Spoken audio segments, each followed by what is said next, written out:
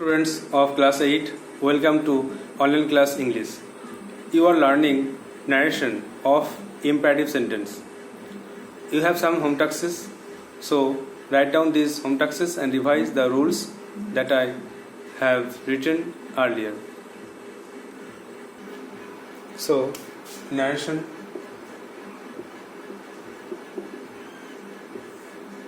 Imperative sentence.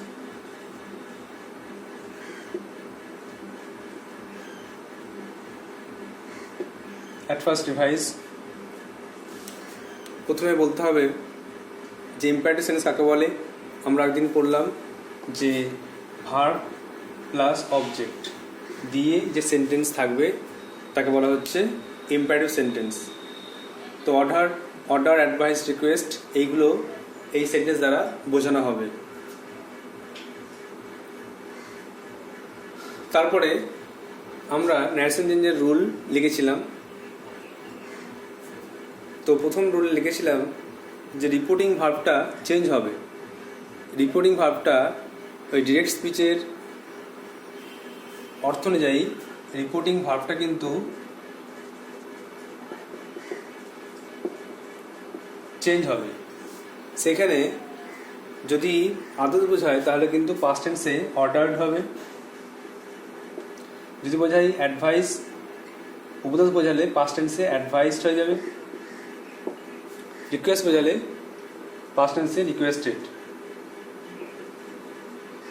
এইভাবে কিন্তু পাল্টে যাবে। রিপোর্টিং ভার্বটা এইভাবে চেঞ্জ হবে। নেক্সট নিয়মে ভালো করে মনে রাখতে হবে যে দ্যাট কখনোই বসে না। দ্যাট যে লিঙ্কার হিসেবে কখনোই কিন্তু লিঙ্কার হিসেবে দ্যাট কিন্তু বসে না। এটা খুব ইম্পর্টেন্ট, মাথায় রাখতে হবে। আমরা অ্যাসার্টিভ সেন্টেন্স করেছি, সেখানে দ্যাট ইউজ করেছি। ইন্টারোগেটিভ সেন্টেন্সে দ্যাট ইউজ করিনি, সেখানে ইফ বা হোয়েদার ইউজ করেছি, আর না ডাব্লিউএইচ ওয়ার্ড ইউজ করেছি। আর এখানে 3 নম্বরে যে ইম্পারেটিভ সেন্টেন্স আমরা অ্যাসার্টিভ, ইন্টারোগেটিভ, তারপরে 3 নম্বরে ইম্পারেটিভ শিখছি, এখানে কিন্তু মাথায় রাখতে হবে দ্যাট কখনোই কিন্তু বসবে না। তারপরে ভার্বের আগে টু বসবে, টু প্লাস ভার্ব। যদি ডিরেক্ট স্পিচে যে ভার্ব থাকবে সে ভার্বের আগে শুধু টু বসে যাবে। যদি নেগেটিভ থাকে তখন কিন্তু নট টু বসবে। নেগেটিভ থাকলে নট টু বসবে।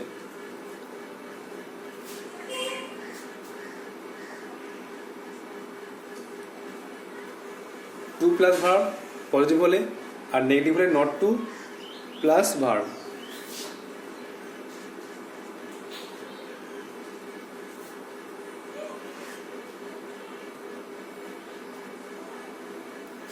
আর একটা শিখেছিলাম যে যদি দুটো ভার্ব থাকলে প্রথম ভার্বটির পরিবর্তন হবে এবং দ্বিতীয়টির হবে না। যদি ভার্ব 1 থাকে তার চেঞ্জ হবে, আর ভার্ব 2 সেকেন্ড ভার্ব যদি থাকে তার কোনো চেঞ্জ হবে না, শুধু প্রথম ভার্বটা চেঞ্জ হবে। এই কটা রুল আমরা আগে শিখেছিলাম। আর এখানে আরেকটা কথা বলি যে রিপোর্টিং ভার্বটি কিন্তু এই 3টে ছাড়া আরও কিছু বসতে পারে। যেমন বলেছিলাম যে টেল বসতে পারে, পাস্ট টেন্সে টোল্ড। আবার কিছু অনুরোধ করলে বেগড বসতে পারে। এন্ট্রিড থেকে পাস্ট টেন্সে এন্ট্রিটেড বসতে পারে। এইভাবে অনেক কিছু রিপোর্টিং ভার্বটা বসতে পারে। সেটা অর্থ অনুযায়ী কিন্তু ঠিক করতে হবে। ডিরেক্ট স্পিচের অর্থ অনুযায়ী আমাদেরকে বুঝতে হবে। তাহলে আমরা যে 3টে হোম টাস্ক করেছিলাম, এক্সাম্পল লিখেছিলাম, তারপর যে হোম টাস্ক দিয়েছিলাম 2টো, সেগুলো আগে উত্তর লেখানো হচ্ছে, আর তারপর আরও কিছু প্র্যাকটিস করানো হচ্ছে এবং হোম টাস্ক দেওয়া হচ্ছে।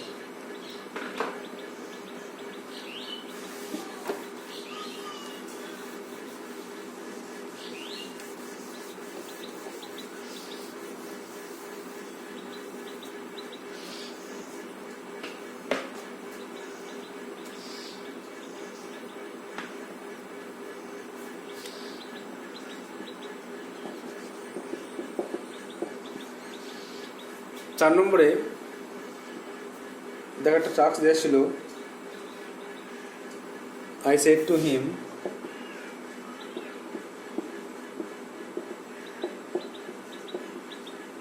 Please explain the passage.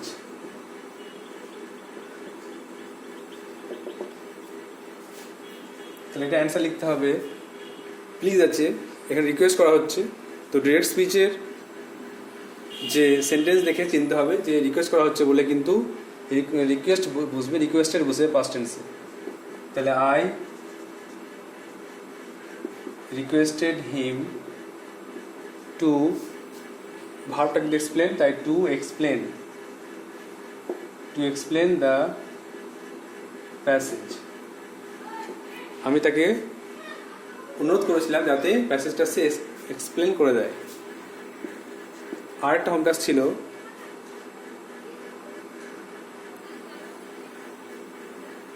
The general said to the soldiers,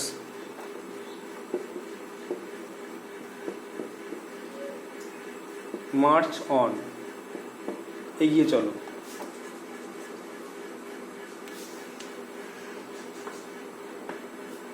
সেক্ষেত্রে অ্যান্সার হবে, এখানে তো জেনারেল কিন্তু সোলজার দিকে অর্ডার করছে, এই সৈন্যরা এগিয়ে চলো, মার্চ অন, মার্চ ফরওয়ার্ড, এগিয়ে চলো। সেক্ষেত্রে কিন্তু অর্ডার বসে যাবে। The general ordered the soldiers, আর ভার্ব টু বসে যাচ্ছে, to march on, to march on. General সৈন্যদিকে আদেশ করলেন যে তোমরা এগিয়ে চলো। তাহলে চারের অ্যান্সারটা হলো I requested him to explain the passage, আর পাঁচেরটা the general ordered the soldiers to march on. Just you have to take out your copy and write down the answers. I hope you will do so, and I hope you have understood this grammar. Next দেখো, আরও কিছু home task নেওয়ার আগে কিছু practice করে নাও, আরও কিছু 5টা মতো।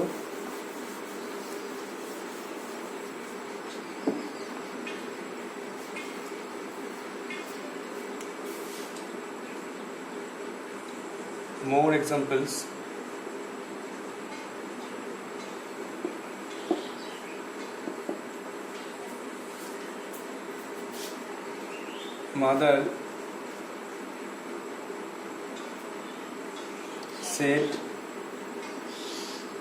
Mother said,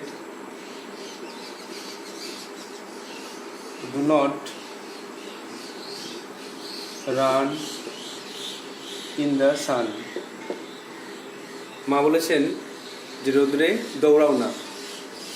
তাহলে এখানে কিন্তু নট আছে, দেখো নেগেটিভ সেন্টেন্স, নট আছে, তাহলে ভার্বের আগে কিন্তু আমরা টু লিখবো, আর নট টু সেক্ষেত্রে ইউজ করব। আর এখানে ডু আর রান, দেখো দুটো ভার্ব আছে, একটা অক্সিলারি একটা মেন। এখানে কিন্তু মেন ভার্বের আগে কিন্তু টু বসাবো, মেন ভার্বের আগে টু বসাবো। দেখো মাদার, আর এটা এই ডিরেক্ট স্পিচ দ্বারা কিন্তু উপদেশ বোঝাচ্ছে, অ্যাডভাইস করছে, উপদেশ বোঝাচ্ছে, এই জন্য রিপোর্টিং ভার্বটা লিখবো advised. Mother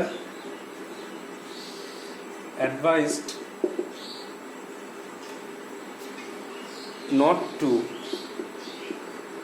not to run in the sun. মা আমাকে উপদেশ দিয়েছেন যেন আমি রৌদ্রে না দৌড়াই। যদি তুমি মনে করো যে না আমি এখানে নট টু দিয়ে লিখবো না, ফরবিড বা ফরবেড দিয়ে করব, নিষেধ বোঝালে হয় ফরবিড, আর পাস্ট টেন্সে হয় ফরবেড। তাহলে আর টেন্সে লেখা যাবে mother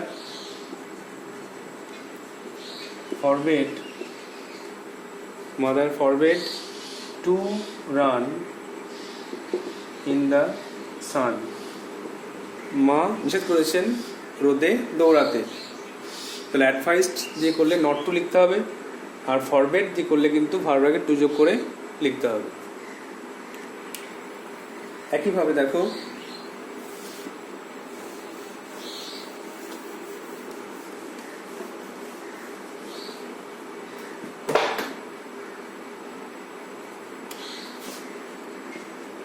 the gardener said, do not pluck flowers. মালি বলেছেন যে ফুল তোলো না, তাহলে অ্যান্সার লিখতে হবে, এখানেও উপদেশ দিচ্ছে the gardener ordered advice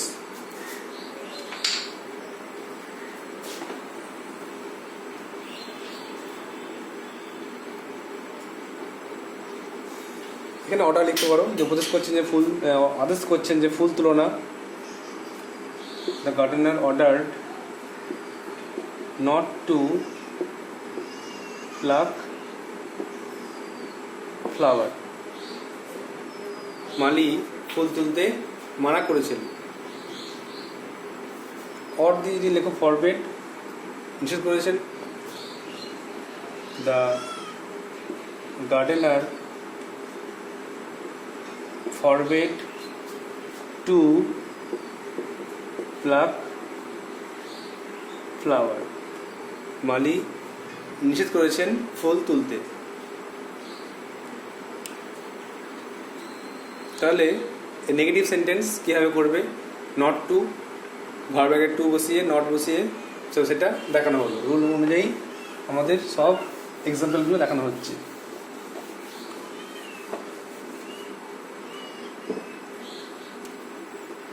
number 3, যদি কোনো নাম থাকে, যেমন the teacher shed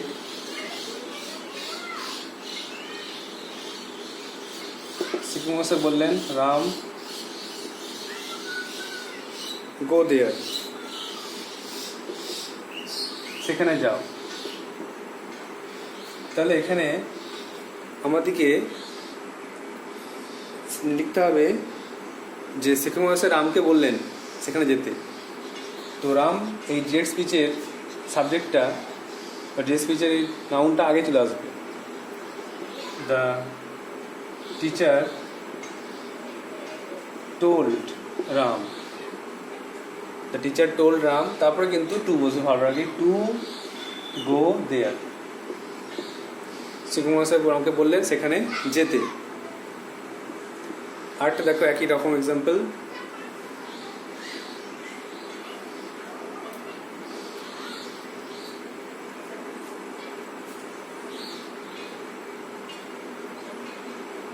the police shouted, the policeman shouted,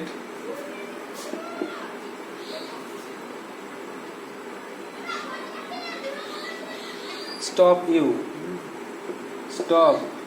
you villain, থামো শয়তান,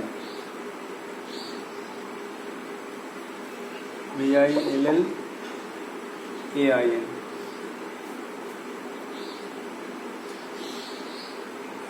The policeman shouted, stop you villain, police চিৎকার করে বললেন থামো শয়তান।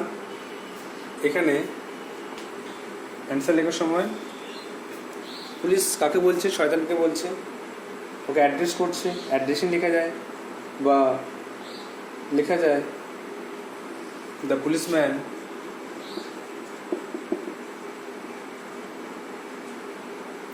ordered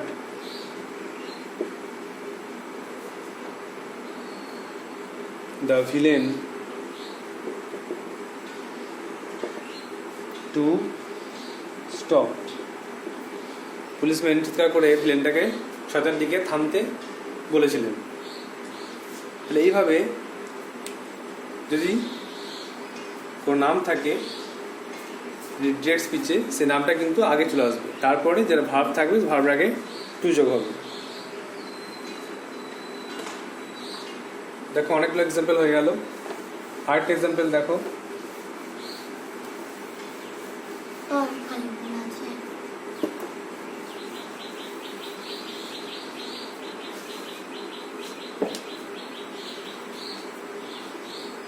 নম্বর 5 দেখো,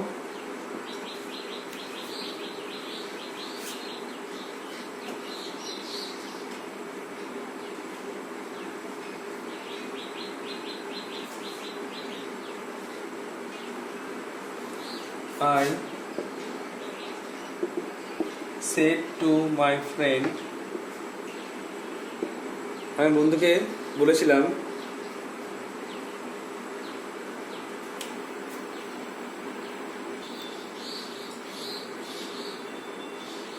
ওয়েট, দাঁড়াও, টিল আই কাম, যতক্ষণ আমি ফিরছি বা আসছি ততক্ষণ এখানে দাঁড়াও। তাহলে অ্যান্সার লিখতে গেলে তো আমি বন্ধুকে রিকোয়েস্ট করছি দাঁড়াও এখানে, তা আই রিকোয়েস্টেড করা যাবে, আই রিকোয়েস্টেড মাই ফ্রেন্ড, বন্ধুকে অনুরোধ করেছিলাম। দুটো ভার্ব আছে, ওয়েট আর কাম। দুটো ভার্ব থাকলে প্রথমটার চেঞ্জ হবে, অর্থাৎ প্রথমের আগে টু বসবে, কিন্তু দ্বিতীয়টার কোনো পরিবর্তন হবে না। যেমন I requested my friend to wait, তাকে ওয়েট করতে বললাম, টিল আই কাম, যতক্ষণ না আমি আসি। তা দুটি ভাব থাকলে প্রথমটি চেঞ্জ হবে, তার আগে টু বসবে, কিন্তু দ্বিতীয়টির কোনো রকম পরিবর্তন হবে না। সেই রুলটিও কিন্তু এখানে ফলো হয়ে গেল। এইভাবে 5টা এক্সাম্পল করলাম। এইবারে তোমরা আশা করি বুঝতে পেরেছ। এবার নেক্সট 5টা হোম টাস্ক নিয়ে নাও, নিজেরা এবার চেষ্টা করবে।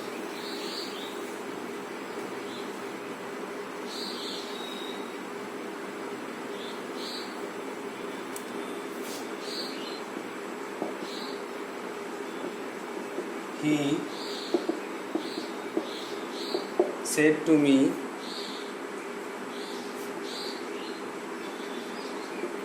leave the room.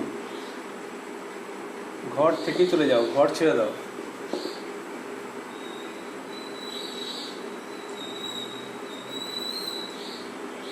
The teacher said,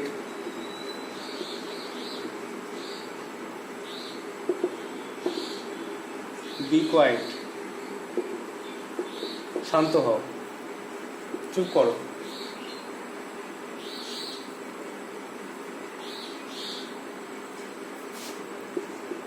Father said to me,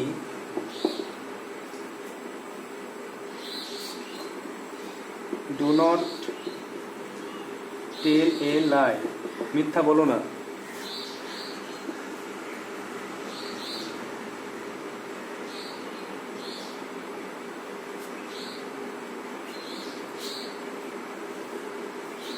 R fire,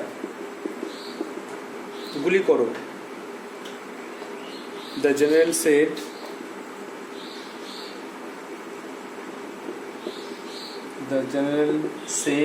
to the soldiers,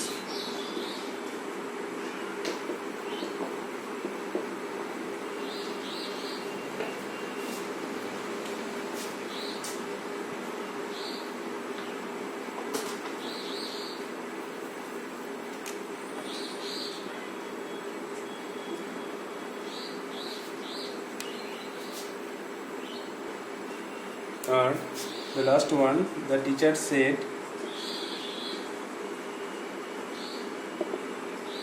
Suresh, show me your home task.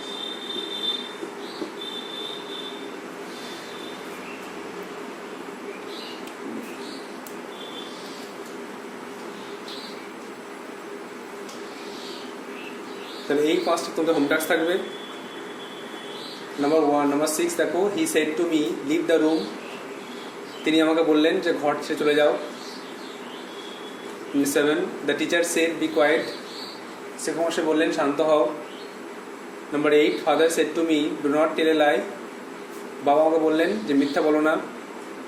Number 9, fire, the general said to the soldier, general এটা যেটা বড়তে করো, the general said to the soldiers, general সৈন্যদিকে বললেন যে গুলি করো।